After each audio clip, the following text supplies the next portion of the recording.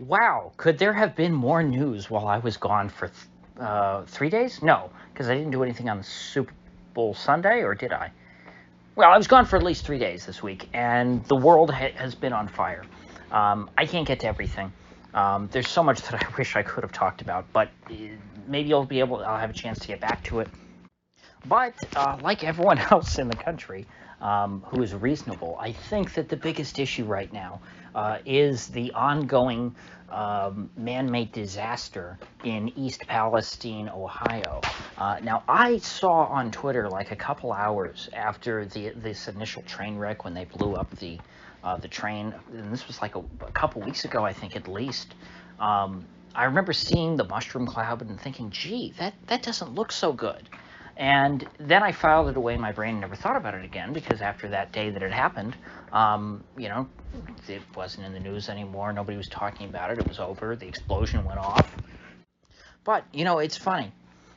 A lot of the times, you live in your own little world in your community, and you see news about places, around the country or around the world that you don't live in, and, you talk about them for a few days. A good example might be like Ferguson, Missouri. With the whole Mike Brown shooting where the BLM riots started, back in, what was that, 2014, 2015? Or was it 2013? Might have been that far back. Ferguson was big news. And everyone was thinking about, what's going on in Ferguson today and blah, blah, blah. Nobody's thought about Ferguson in almost a decade.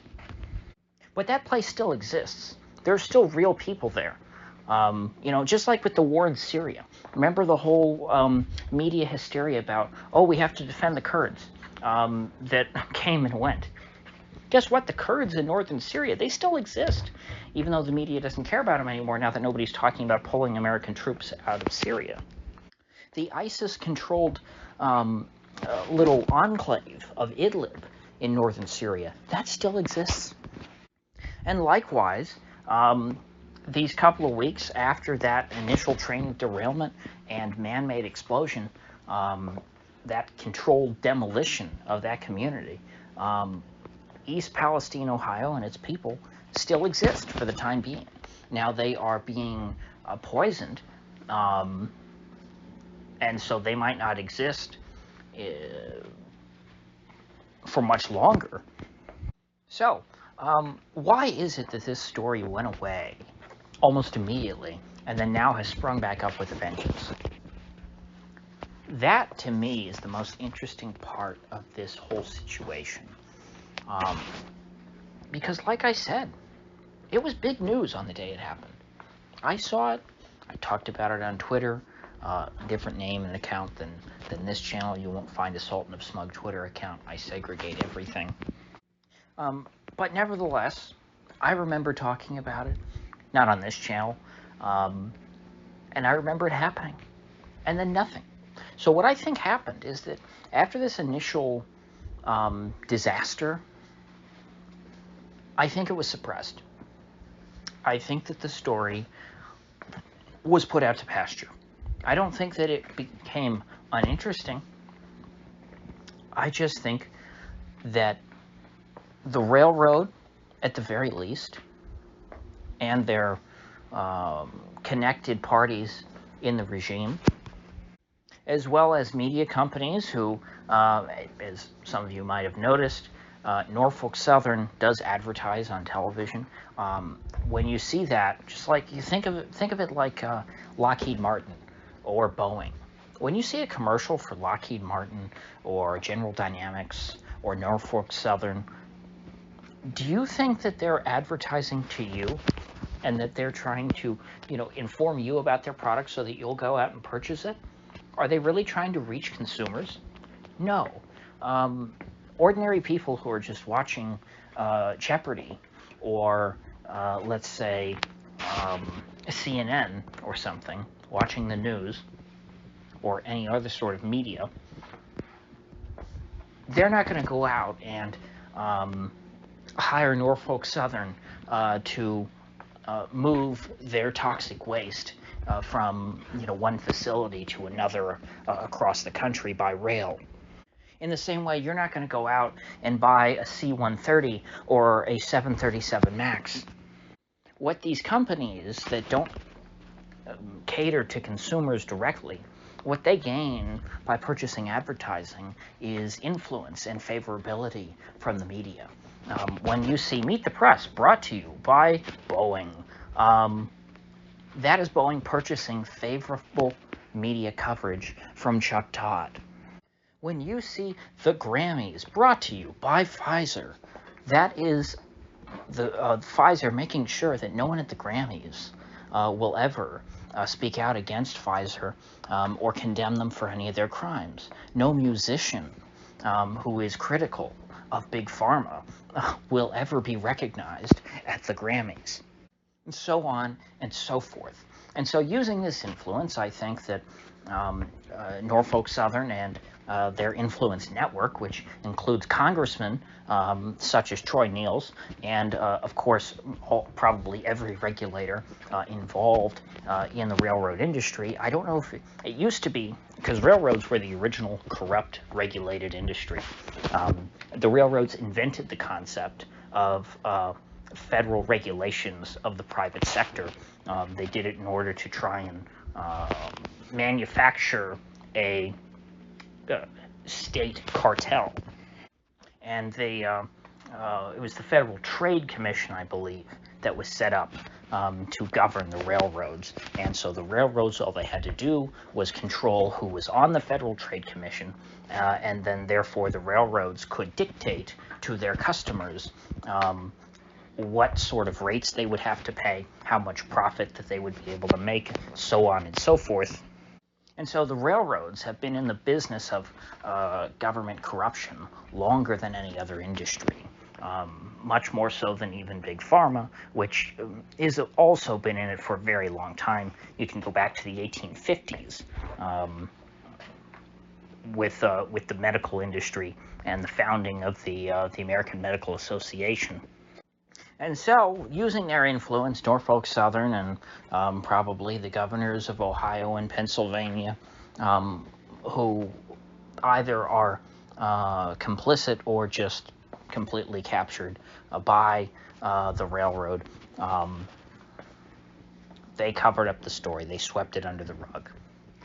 And what happened was, these chemicals that they swept under the rug were so toxic that they ate through the rug and were exposed, and everyone could look down at the floor and see that the whole foundation of the building that we're standing in is rotting away.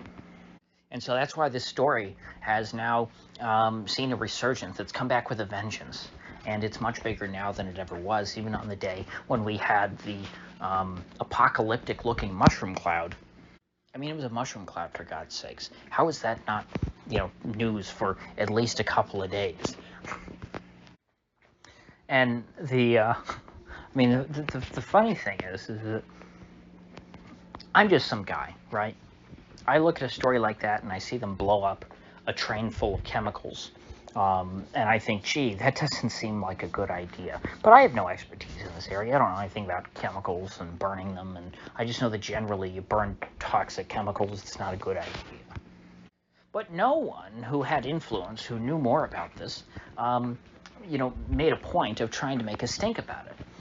You really didn't have anybody. I mean, the first person who I think is credited with bringing anything to light on this is just some student on TikTok. I think he's a grad student who's like I forget. He's doing something with chemistry, But my point is, there was nobody who was an expert in this field who saw what happened and said, "Gee, that's a nightmare. We should talk about this." It took some student on TikTok, and then that got the ball rolling. That went viral, and people started talking about other things related to it. And the residents there said, because somebody finally asked, they said, "Yeah, my hair's falling out. My dog is sick. There are dead animals everywhere. All the fish are floating in the streams and in the ponds. I can't take a shower because the water from when I bathe makes my skin burn." And all the while, the government, the EPA, they're still saying the water's safe to drink. Everyone go back home. There's nothing to worry about. Everything's fine, while all the animals are dying. You know why the animals are dying first? Because the animals have a lower body weight. And so therefore, it's taken less time for for toxic levels of these toxic chemicals to build up in their bodies. Because, there's a lot of chemicals that we take into our body. Everything really is chemical. Water's a chemical. And so almost anything can be toxic in a sufficient amount, a sufficient dose. And so what we're seeing is the toxic dose of these chemicals, the lethal dose of these chemicals, is lower in something like, a smallmouth bass or a carp than it would be for a full-size human being. The lethal dose for a fox is smaller than what it would be for, let's say, a 15-year-old boy. But if you're seeing the animals die off, if the animals are absorbing toxic levels of these chemicals, then that means that the humans are not too far behind.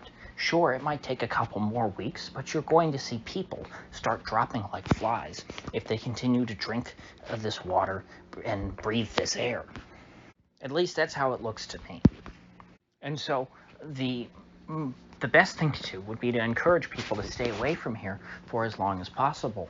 And if they can't afford to do that, put them up somewhere. There's not that many people who live in this little town. You could just evacuate them. The federal government is spending trillions on the war in Ukraine. Maybe divert some of that money to putting these folks up in a hotel, or even if you have to, make a refugee camp for them. But you get them clean water and you let them breathe clean air. And, Mother Nature is pretty amazing. The Earth will probably filter these chemicals out eventually, and this will go back to being a habitable area. But then again, a lot of this stuff leaked into the water, and it's not only in the groundwater, it's in the rivers, and is going to be carried downstream and will poison who knows how many other communities, but maybe it'll be so diluted that it won't cause too much trouble. For now, though, at the very least, there are sufficiently high levels of toxins in this town to warrant reasonable fear.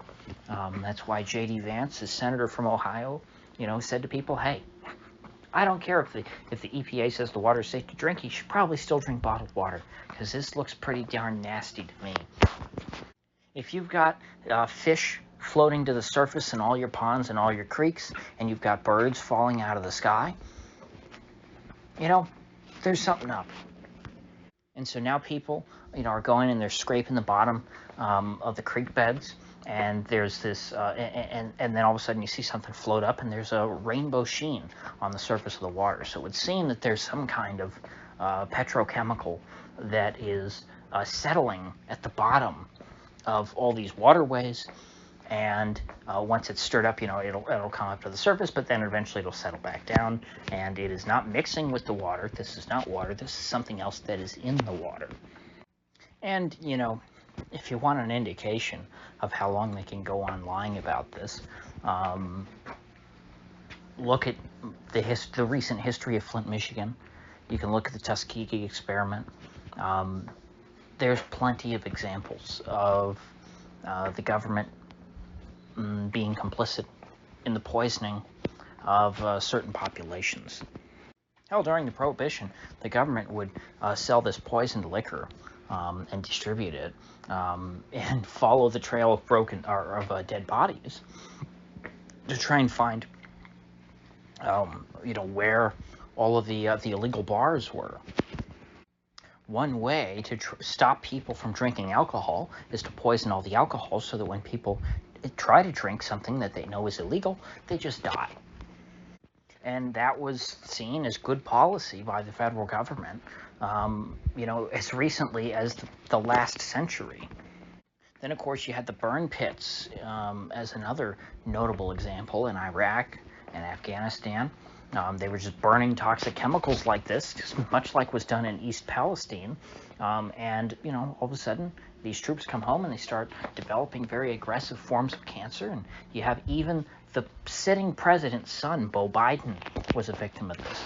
And so not even the Biden family was considered sacred enough to protect from these toxins.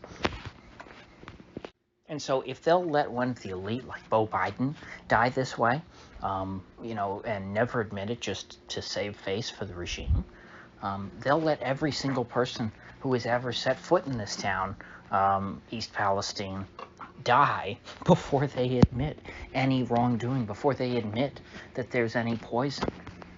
So, with that said, I'm glad to be back, and I will see folks back here tomorrow.